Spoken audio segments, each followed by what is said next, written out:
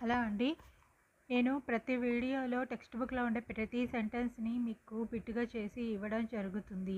So, ఇక్కడ నేను explanation ఇచ్చేంత ఇది లేదు. బిట్ కాబట్టి ఎక్స్‌ప్లనేషన్ ఇవ్వడం కుదరదు. థియరీ అయితే పార్ట్ అయితే పైనుంచి కింద దాకా చదివి దాని గురించి చెప్పొచ్చు. కానీ బిట్స్ ఇది గుర్తుపెట్టుకోండి. ఇది ప్రతి ఒక్క సెంటెన్స్‌ని బిట్ ఫార్మ్ చేసి ఇస్తున్నాను. మీరు టెక్స్ట్ బుక్ చదవాల్సిన అవసరం లేదు. ఆహ్, ఇది చదువుకుంటే సరిపోతుంది. సో, మీకెక్కడైనా అర్థం కాకపోతే దానికి సంబంధించి గూగుల్‌లో సెర్చ్ చేయండి. మీకు మొత్తం ఇన్ఫర్మేషన్ అనేది వస్తుంది. దాని ప్రకారం ప్రతి ఒక్క బిట్ మీద కాన్సంట్రేషన్ చేసి దాని కాన్సెప్ట్ అర్థం చేసుకొని నెక్స్ట్ బిట్‌కి వెళ్ళండి. బిట్స్ చాలా ఈజీగా ఉన్నాయని కేర్‌లెస్ చేయొద్దండి. మొత్తం సైకాలజీ బిట్టే ఈచ్ అండ్ ఎవ్రీ సెంటెన్స్ మీకు ఇవ్వడం అయితే ఇక్కడ జరుగుతుంది. So, let's move to the part. శిశువు యొక్క తొలి సాంఘిక ప్రవర్తన నమూనాలలో 3 దశలను గుర్తించిన వారు జెర్సీల్డ్. ఏకాంత క్రీడ సోలిటరీ ప్లే, ఇది ఒంటరిగా ఆడే ఆట. 1 నుండి 2 సంవత్సరముల వయసు ఉన్న పిల్లలు ఆడే ఆటలు. వీరి వస్తువులను ఎవరూ తాకటానికి ఒప్పుకోరు అని జెర్సీల్ పేర్కొన్నారు. సమాంతర క్రీడలు, ఈ ఆటలను 2 నుంచి 3 సంవత్సరముల లోపు పిల్లలు ఆడుతారు. దీనిని ప్యారలల్ ప్లే అంటారు. ఇది పిల్లలు వారి స్నేహితులతో చేసే మొదటి సాంఘిక కృత్యం. ఇతరులు ఆడే విధంగా ఆడటానికి ప్రయత్నిస్తారు. వీరు తమ ఆటబొమ్మలను ఇచ్చిపుచ్చుకోరు అని జెర్సీల్ పేర్కొన్నారు. సహకార ఆటలు కోఆపరేటివ్ ప్లే, పిల్లలు సమూహంలో తనకు ఇష్టమైన వాళ్లను ఎన్నుకొని ఆడుకుంటారు. జట్లుగా ఆడుకుంటారు. ఇతరులకు ఆట వస్తువులు ఇస్తారు. 3 నుంచి 4 సంవత్సరముల లోపు పిల్లలు ఆడుతారు. సాంఘిక పరిపక్వత వస్తుంది. సహకార భావం పెరుగుతుంది అని జెర్సీల్ పేర్కొన్నారు. సమాంతర క్రీడ తరువాత పిల్లలు సంఘ క్రీడలో పాల్గొంటారు అంటే అసోసియేట్ ప్లే. ఇక్కడ ఇతర పిల్లలు ఆడే ఆట కాకపోయినా దాన్ని పోలిన ఆటను ఆడుతారు. సహకార క్రీడ దశ పూర్తయ్యే నాటికి స్నేహితులు తమను అంగీకరించే ప్రవర్తనను పిల్లలు నేర్చుకుంటారు. పిల్లలకు ఈ దశలో నాయకత్వ లక్షణాలు ప్రారంభం అవుతాయి.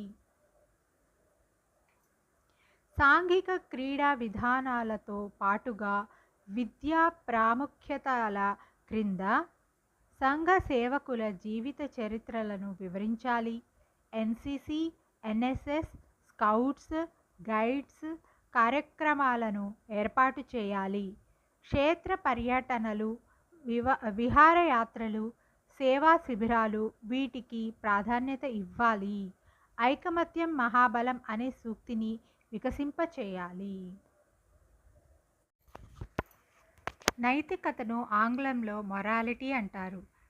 మొరాలిటీ అనే ఆంగ్ల పదం మోర్స్ అనే లాటిన్ పదం నుండి వచ్చింది. మోర్స్ అనగా లాటిన్ భాషలో సంప్రదాయం, ప్రవర్తించే తీరు, జానపద రీతి అనే అర్థాలు ఉన్నాయి. పిల్లల నైతిక వికాసం అనేది సంజ్ఞానాత్మక వికాసం, తల్లిదండ్రుల పెంపకం, సామాజిక అనుభవాల మీద ఆధారపడి ఉంటుంది. నైతిక లక్ష్యం అనున్నది ఒక విద్యా లక్ష్యం. దీనినే సత్ప్రవర్తన లక్ష్యం అని కూడా అంటారు. నైతిక వికాసం అనగా అలవాట్ల సమూహాల కట్ట అని పేర్కొన్నది Samuel smiles. Bundle of habits అంటే నైతిక వికాసంలో బండిల్ ఆఫ్ హ్యాబిట్స్ ఉంటాయని చెప్పేసి శామ్యూల్ స్మైల్స్ పేర్కొన్నారు. శిశువులో మిగతా వికాసాలతో పోలిస్తే నైతిక వికాసం అనేది మందకొడిగా జరుగుతుంది. సమూహంలో ఎక్కువ మంది చేత ఆమోదించబడేది నైతిక ప్రవర్తన, ఎక్కువ మంది చేత వ్యతిరేకించబడేది నైతికత కాదు. నైతిక విలువలు మాటలలో, చేతలలో నిజాయితీ, సత్య సంపద, ఆత్మగౌరవం, ఇతరులను గౌరవించటం, ధర్మము, కర్తవ్య నిర్వహణ, స్పృహ, దయ, జాలి. నైతిక వికాసం దీర్ఘకాలిక ప్రక్రియ. ఎందుకనగా సమాజం అంగీకరించిన విధంగా మెలగటం అనేది క్రమంగా నేర్చుకోవలసిందే. తప్పు చేసినా కానీ నేరం చేశామనే భావన లేని దశ శైశవ దశ. ఇంకా ఆనందాన్ని ఇచ్చేది సరి అయినదిగాను, కష్టాలు ఇచ్చేది తప్పుగాను భావిస్తారు. పియాజే పూర్వ బాల్య దశను నిబంధన ద్వారా నైతికత అని పేర్కొన్నారు. ఈ దశలో చేసే పనుల వలన కలిగే భౌతిక పర్యవసానాలను బట్టి వారు చేసినది తప్పో ఒప్పో నిర్ణయించుకుంటారు. ఉత్తర బాల్య దశలో నైతిక వికాసం. ఈ దశ నైతిక విలువలు వృద్ధి చెందే దశ. తప్పు ఒప్పులను సందర్భాన్ని బట్టి నిర్ణయించే దశ. ఖచ్చితమైన నైతిక నియమాలను కలిగి ఉండే దశ కౌమార దశ. పాఠశాల లేక విద్యా ప్రాముఖ్యతలో నైతిక వికాసం ఏ విధంగా ఉండాలి, ఏ విధంగా చేస్తే నైతిక వికాసం పాఠశాలలో నుంచి పిల్లలు నేర్చుకుంటారు, ఎలా జరుగుతుంది నైతిక వికాసం పిల్లల్లో అంటే ప్రార్థనా సమయాలలో నీతి కథలు చెప్పాలి, వివిధ మతాల సారాంశాన్ని చెప్పాలి, మత ప్రవక్తల జీవిత విషయాలను తెలియచేయాలి, విద్యార్థుల సంకల్ప బలం పెంపొందించాలి, పాఠశాలలలో జాతీయ పండుగలు, జాతీయ దినోత్సవాలు నిర్వహించాలి. భాష వలన శిశువు తన కోరికలను వ్యక్తపరిచి అవసరాలను తీర్చుకుంటాడు అని హాలిడే పేర్కొన్నారు. భాషాపరంగా వ్యక్తికి 2 రకాల సామర్థ్యాలు అవసరం. ఒకటి, ఎదుటి వాళ్ళు చెప్పినది అర్థం చేసుకోగలగటం. రెండవది, మన భావాలను వ్యక్తపరచడం. భాషా వికాసానికి ప్రత్యామ్నాయంగా వాడునది వాగ్వికాసం. భాషకు ప్రతీకలు, వ్రాయటం, మాట్లాడటం, సంకేతాలు, ముఖ కవళికలు మొదలైనవి. మాట్లాడటం అనేది 3 కృత్యాలతో కూడినది. 1. ఉచ్చారణ, 2. పదజాల నిర్మాణం, 3. వాక్యాలను మాట్లాడటం. ఉచ్చారణ ఇందులో పెద్దవారిని చూసి యత్నదోష పద్ధతి ద్వారా మాటలను అనుకరించటం జరుగుతుంది. పదజాల నిర్మాణంలో శిశువు మొదట నామవాచకాలను నేర్చుకుంటాడు, ఆ తరువాత క్రియ పదాలను నేర్చుకుంటాడు. వాక్యాలను మాట్లాడటం ఇది 12 నుంచి 18 నెలల మధ్య జరుగుతుంది. ఈ దశలో మొదట పదాలను సైగలతో కలిపి మాట్లాడి తరువాత 3-4 మాటలతో కూడిన వాక్యాలు మాట్లాడుతాడు శిశువు. శైశవ దశలో శిశువు మాట ప్రారంభించడానికి ముందు 4 విధానాల ద్వారా తన భావాలను తెలియజేస్తాడు. 1. ఏడవడం, 2. ముద్దు పలుకులు, 3. సైగలు, 4. ఉద్వేగాలు ప్రకటించటం ద్వారా తన భావాలను తెలియజేస్తాడు శిశువు. వ్యక్తి తన భావాలను ఇతరులకు వ్యక్తపరచడానికి వివిధ కౌశలాలను ప్రదర్శిస్తాడు.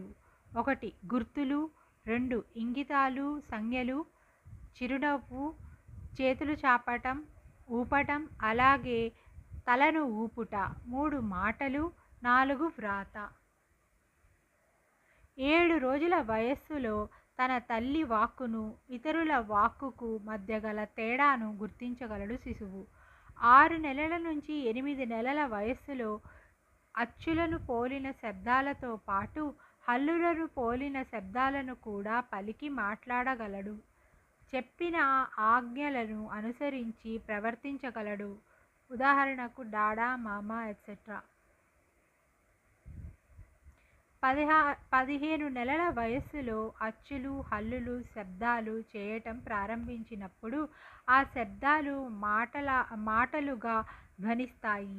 15 నెలల వయసులో దాదాపు 10 మాటలను ఉచ్చరించగలడు శిశువు. 18 నెలల వయస్సులో బంతి లాంటి నామవాచక పదాలను, తనకు ప్రాధాన్యత గల వ్యక్తుల పేర్లను ఉచ్చరించగలడు. భాషతో పాటు ఇంగితాలను ఉచ్చరించగలగడం జరుగుతుంది. 18 నెలల వయస్సులోనే ఒక పనిని కాకుండా ఒక దాని తర్వాత ఇంకొక పనిని చేయగలడు శిశువు. 2 సంవత్సరముల వయసులో సరళమైన పదాలను కలిపి వాక్యాలను ఉచ్చరించగలుగుతాడు శిశువు.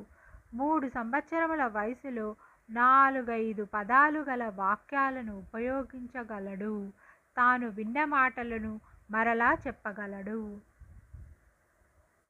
4 సంవత్సరముల వయస్సులో భాషకు సంబంధించి అనేక వాక్యాలను అర్థం చేసుకోగలడు. వస్తువుల మధ్య భౌతిక సంబంధాలను అర్థం చేసుకోగలడు శిశువు. శైశవ దశ పూర్తి అయ్యే నాటికి 3-4 మాటలతో కూడిన వాక్యాలు మాట్లాడగలడు. వయసు పెరిగే కొద్దీ పిల్లలలో పదజాలం పెరుగును. ఉదాహరణకు 10 సంవత్సరముల నాటికి 34,300 పదాలు ఏర్పడును.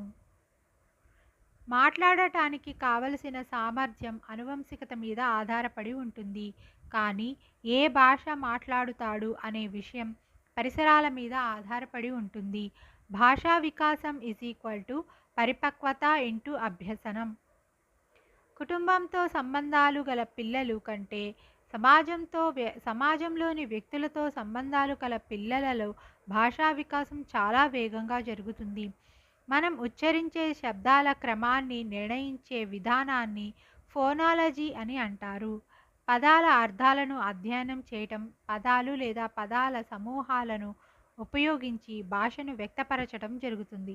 వాక్య నిర్మాణానికి సంబంధించిన దానిని సిమాంటిక్స్ అని అంటారు. నిత్య జీవితంలో సందర్భాన్ని అనుసరించి పదాలను ఉపయోగించే దానిని ప్రోగ్మాటిక్స్ అని అంటారు. శిశువుకి మొదట్లో భాష తెలియదు. తనకు ఇష్టం వచ్చినట్లు శబ్దాలు చేస్తాడు.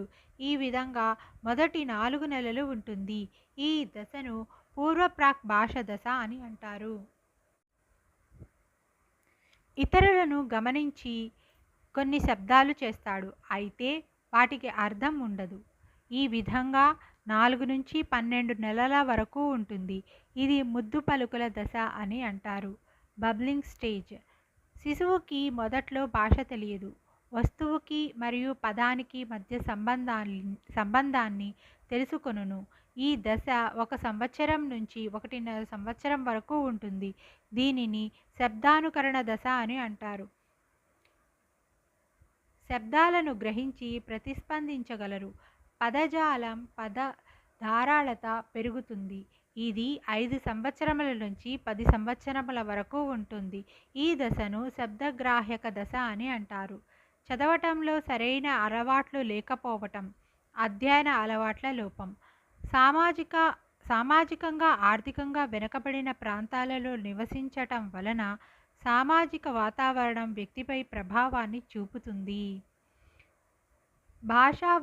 ద్విభాషా వాతావరణంలో ఒక భాష ప్రభావం వేరొక భాషపై ఉండుట వలన ఉచ్చారణ దోషాలు వస్తాయి. ఇక్కడితో 50 బిట్స్ అయిపోయాయి. మీరు టెక్స్ట్ బుక్ చదవద్దండి.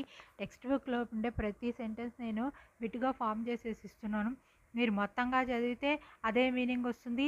బిట్టుగా చదువుకున్నా కూడా ఓకే. మీకు బిట్టు అర్థం కాదు అంటే దానిలో ఉండేటటువంటి వర్డ్స్ వలన మీరు దానికి ఏమైనా డౌట్ ఉంటే గూగుల్లో సెర్చ్ చేసుకోండి. మీకు డెఫినెట్లీగా దానికి ఆన్సర్ వచ్చేస్తుంది. మీకు బిట్ అర్థమవుతుంది. ఇక్కడ అంతా ఎక్స్ప్లెయిన్ చేయడానికి కుదరదు. సో సబ్స్క్రైబ్ చేసుకోండి. ఈ విధంగా బాగా ప్రాక్టీస్ చేయండి. మీరు మంచిగా సైకాలజీలో టోటల్ మార్క్స్ గెయిన్ చేసుకోండి. Thank you a lot. All the best to you.